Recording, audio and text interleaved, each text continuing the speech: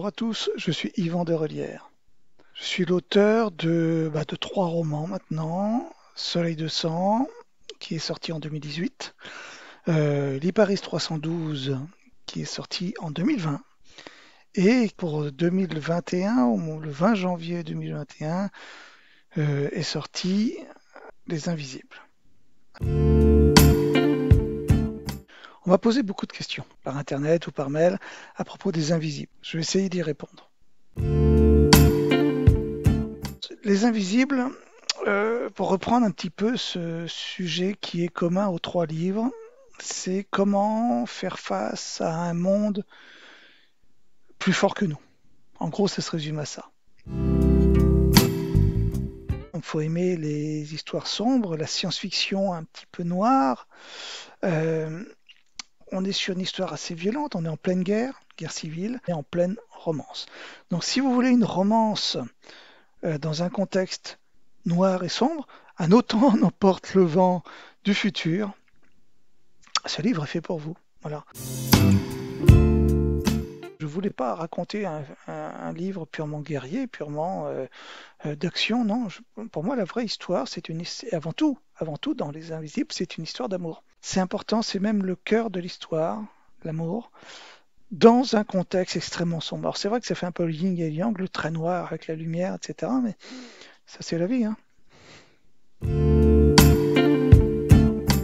Bien tout simplement parce que même si les 3 livres, Le Soleil de sang, l'Iparis 312 et Les Invisibles sont 3 romans séparés qui peuvent se lire indépendamment des autres, en vérité, il y a des connexions entre eux. Il y a des connexions d'abord, ne serait-ce que le lieu. Les 3 romans se passent dans la même ville, même si on la nomme à aucun moment. On croise certains personnages, même si on les nomme pas, mais ceux qui ont lu tous les livres pourront peut-être les reconnaître par certains détails.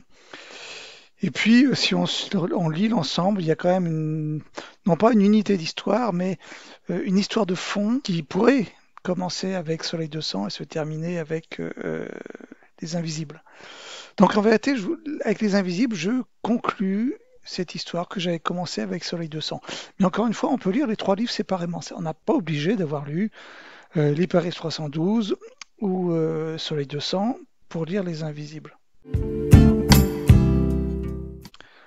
Dans Soleil de sang, on avait une petite communauté de personnes qui refusaient de voir leur quartier être détruit, être rasé pour être remplacé par un supermarché et qui donc prenaient les armes, mais ce n'était pas facile de prendre les armes, puis quand ils ont découvert qu'ils étaient victimes d'une étrange maladie qui les obligeait à fuir le soleil.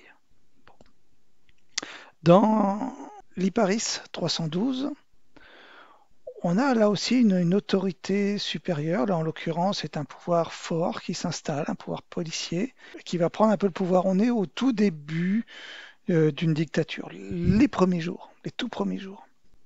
Les Invisibles, c'est autre chose. Les Invisibles, c'est autre chose à ceci près qu'on a quand même cette dictature qui est là. Mais cette fois, on est plusieurs décennies après l'Iparis 312. Disons que la dictature qui a commencé dans l'Iparis 312, eh bien, elle est là, elle est installée, elle domine la société. Mais le monde s'est effondré, la civilisation a disparu. Les gens dorénavant vivent dans les ruines des villes qu'ils ont connues prospères autrefois. Alors il n'y a plus d'internet, il n'y a plus d'électricité, il n'y a plus de voitures, il n'y a plus rien. Il n'y a même plus de monnaie. C'est le règne du troc, partout, à chaque coin de rue. Et surtout un monde excessivement pollué, où les gens, pour vivre, doivent vivre en permanence dès qu'ils sortent de chez eux avec un masque à oxygène. Masques à oxygène qu'ils doivent réalimenter régulièrement avec des doses d'oxygène, de l'oxy, tout simplement, ils l'appellent comme ça, qu'ils doivent aller récupérer dans des distributeurs qui sont furieusement gardés par des gardiens qu'on appelle des artis. Des artis tout simplement parce que ce sont des hommes artificiels, des êtres génétiquement modifiés, des soldats dont chaque membre blessé ou amputé ou chaque blessure a été transformée génétiquement parlant pour en faire des surhommes, des super soldats, au détriment peut-être de leur propre humanité. Donc, dans cet univers un petit peu glauque de surpopulation, de monde sans technologie, hyper pollué, On a un jeune couple, une vingtaine d'années à peu près, Yann et Divi, qui ont grandi dans cet univers. Ils ont grandi ensemble. Ils ne sont pas frères et sœurs, mais ils ont grandi ensemble. Ce sont deux enfants réfugiés qui ont été recueillis dans leur enfance par un homme qu'ils appellent le doyen, tout simplement, parce qu'ils vivent dans une maison où il y a plein de familles qui se sont entassées dans chaque pièce. Et eh bien, l'homme qui les a accueillis est le plus ancien de cette maison, d'où ce surnom de doyen qui est devenu, entre guillemets, son prénom. Donc Yann et Davy ont été recueillis par le doyen. Mais le doyen a un mystérieux passé qu'ils ne connaissent pas, eux deux, ces deux jeunes protégés. Mais peu leur importe en vérité. Ce sont des enfants de cet autre monde, de ce monde d'après. Ils ont grandi dans cette pollution, ils ont grandi dans ce monde de troc, dans ce monde où règnent les artis. Et ils pensent en connaître les règles, ils sont chez eux. Ils en maîtrisent les secrets, ils connaissent parfaitement ce monde-là. Ils y sont parfaitement adaptés. Du moins, ça, c'est ce qu'ils croyaient. Alors, Yann et Divi, comme beaucoup d'autres personnages, je dois dire, je ne sais pas. Je ne sais pas, ça me vient comme ça. J'invente des personnages avant tout que j'aime, que j'ai envie de lire. Et ce qui est important pour moi, c'est de créer des personnages dont on a envie de suivre l'aventure. Des personnages qu'on a envie d'aimer, des personnages pour lesquels on va vibrer, ou des personnages que l'on va détester. Mais vous verrez qu'il y a dans chacun de mes romans jamais vraiment ni de personnages totalement blancs, ni de personnages totalement noirs. Il y a beaucoup de gris. C'est difficile de...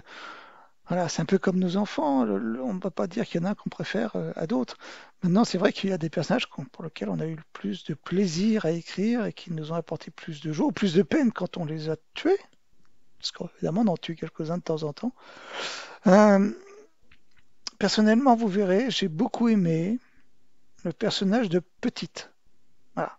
C'est un prénom bizarre, en fait, c'est pas un prénom, c'est un qualificatif, mais il n'y en a pas de prénom.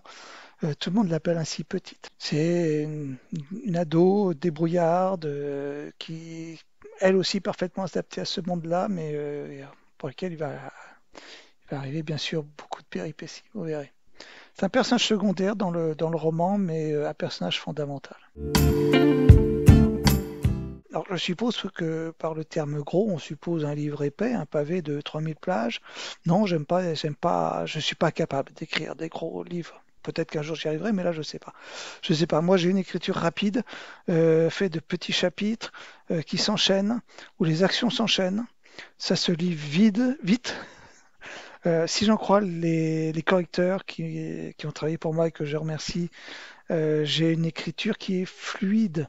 C'est-à-dire que quand on me lit, ça va vite.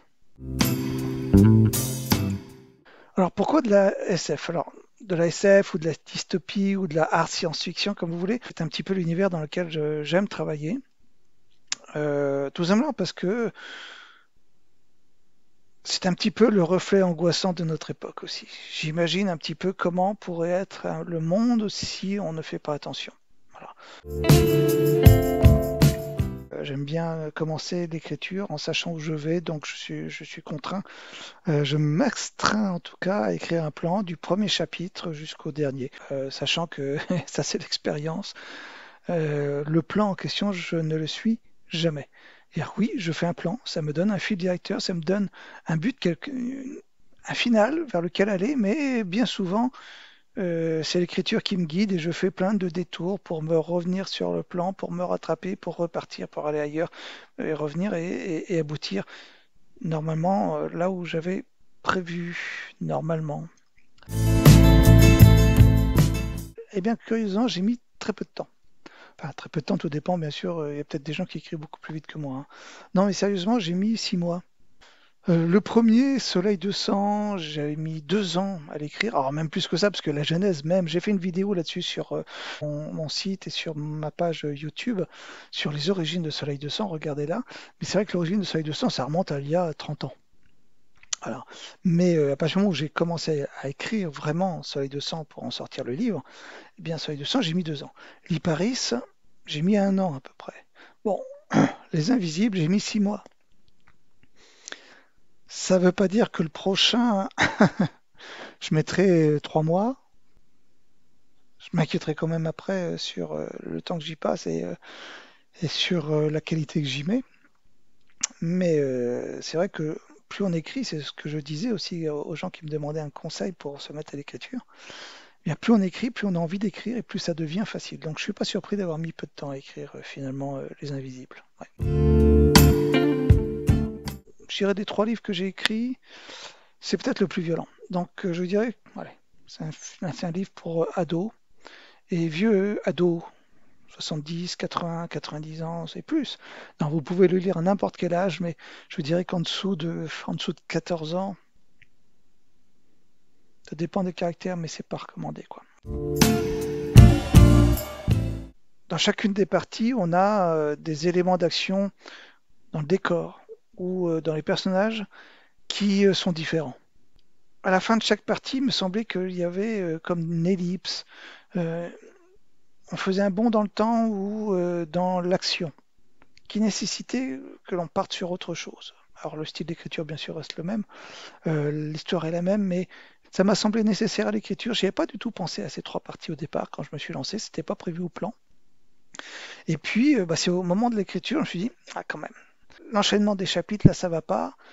Par contre, si on structure en partie, ça colle. Dont acte. Oui, alors j'en ai plusieurs autres, puis vous savez peut-être que je n'écris pas que des romans. J'ai un autre livre en cours qui est un livre d'histoire avec un grand H consacré à une poétesse portugaise, mais ça n'a rien à voir avec ce qui nous intéresse aujourd'hui. Pour ce qui est des romans, oui, j'en ai un autre. Et là, on ne sera pas du tout dans de la hard science-fiction ou de la dystopie, on sera dans la pure science-fiction. On va partir dans l'espace, dans un vaisseau spatial, je vous en dis pas plus, c'est quelque chose où on va manipuler les voyages spatiaux et l'espace-temps. Voilà. Une histoire d'amour à travers le temps et l'espace.